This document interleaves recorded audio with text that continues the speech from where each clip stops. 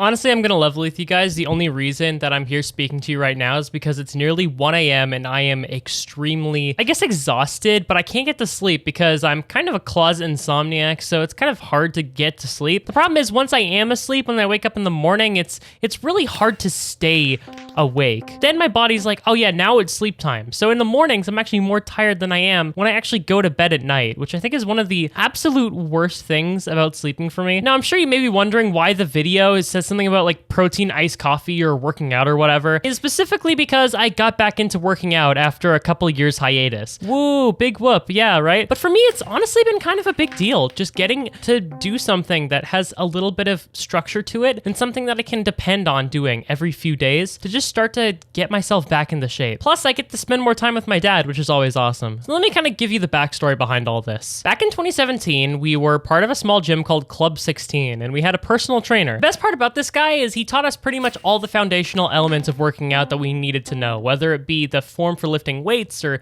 using machines or how to train with our own body weight. Overall, it was just kind of this foundational knowledge that we use even today. Of course, that's not the kind of thing that you want to be doing constantly because it is a big money investment. And especially now when money is tight, it's a little bit harder to do something like that. But I do appreciate him, and he was a really nice guy. The problem is once we made a couple moves and went into a smaller town, we didn't have those big gyms anymore. We didn't have those no contract gyms. So we tried to do a gym and we got locked into a contract. It was very predatory. And then once we ended up leaving that gym, we actually still have them calling us for collections pretty much every couple months, which is really annoying. But yeah, it's kind of one of the issues that made us stop working out. And I know I feel really bad because I started to get out of shape and I started to lose that kind of grip that I had and control over my life, my body, and it was really unfortunate. The good news, however, is that we're now in a gym again, and it's a no contract gym, and we're able to just work out whenever we want. So that was one of the things that we started getting into over the past couple weeks. My dad also needs to train for something because he does have a physical security related job. So he needs to be able to, in order to pass this test and move into a new city that we're planning on moving to because it's actually way cheaper to live there, he basically needs to complete a physical aptitude test. Now, in order to complete that test, he has to get himself back into shape and is kind of just tone his muscles so he's able to pull large weights and have traction on the ground and just like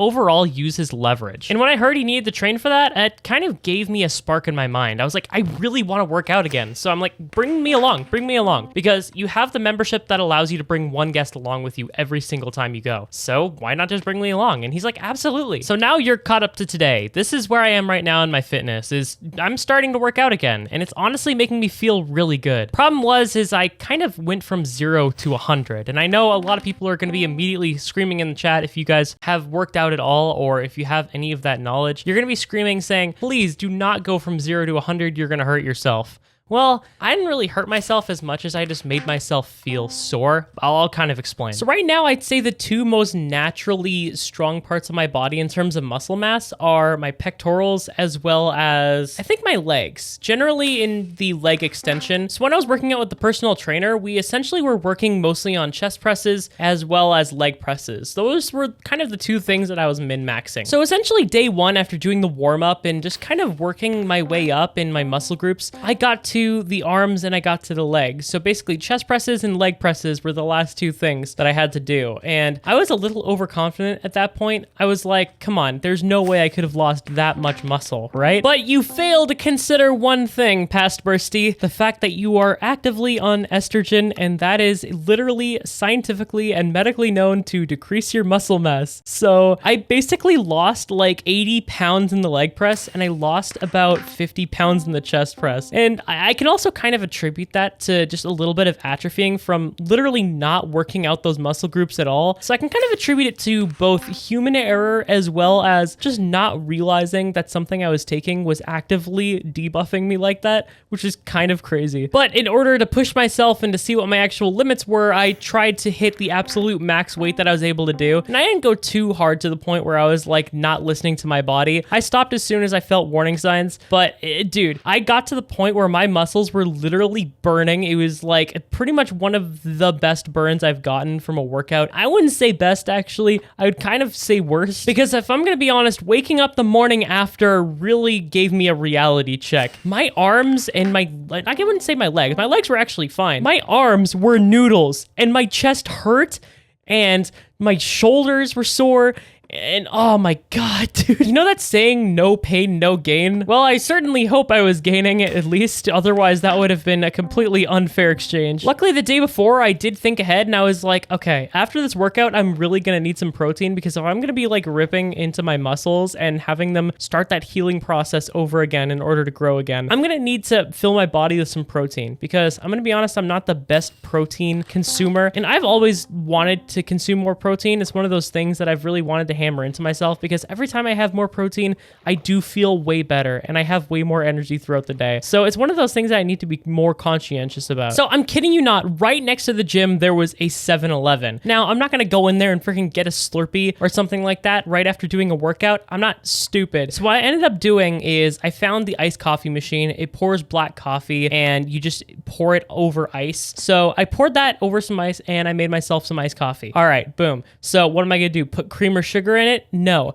So I head over to the cooler and I look for protein shakes, right? And I find this one with like 30 grams of protein in it. I'm like, okay, cool. This is literally exactly what I need. And I had the absolute stupid idea to take that protein shake and use it as the creamer in the iced coffee. Yeah.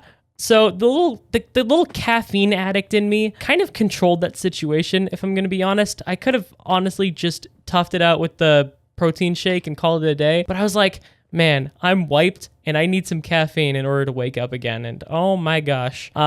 I may have made the most secret menu discovery ever at 7-Eleven because you know, like all those 7-Elevens in Asia, like in Japan and Korea and whatnot, where they have like these crazy menu items and you can put them all together in the store and then eat like a whole little prepackaged meal. Like there's those ice cups you can get and then you pour the drink into them, or there's those little noodle cups and then you can add the like vegetables and ingredients and whatnot to it. Like seeing those like short videos, those 9x16s, like showing you the whole process of like creating a meal from one of those places.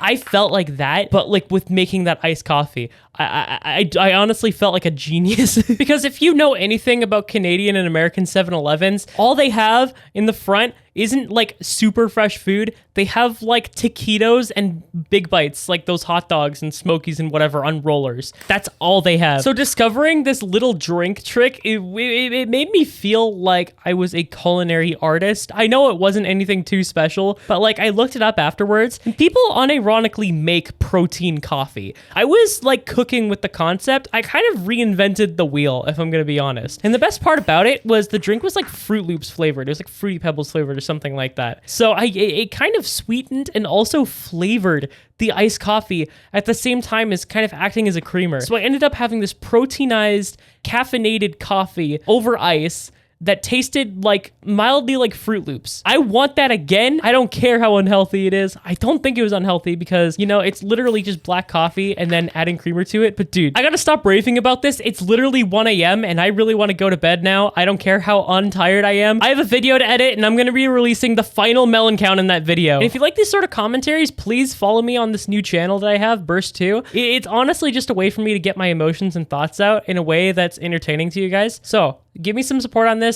It's going to be the Rec Rap 1 of Burssty. Let me cook, guys.